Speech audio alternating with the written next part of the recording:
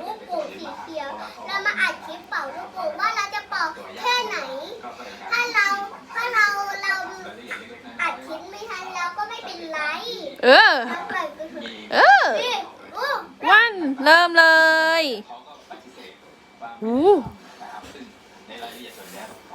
ไหวไหมไม่ไหวพอนะ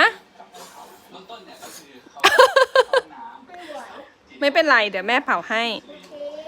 เราไม่ได้ควบคุมอะไรเขาอยู่แล้วนะครับเพราะว่าเขาไม่ได้ตกเป็น 3 2 1แม่มิวมันน่าจะช่วยแป๊บเดียวก็คือเราก็คิดว่าเขาน่าจะอารมณ์เย็นลงแล้วก็เพราะว่าเราก็พยายามพูดคุยว่าเดี๋ยวแฟนมาก็เดี๋ยวให้คุยกับแฟนรายละเอี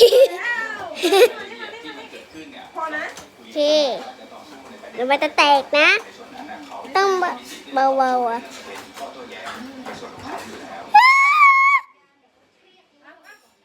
ขอบคุณนะ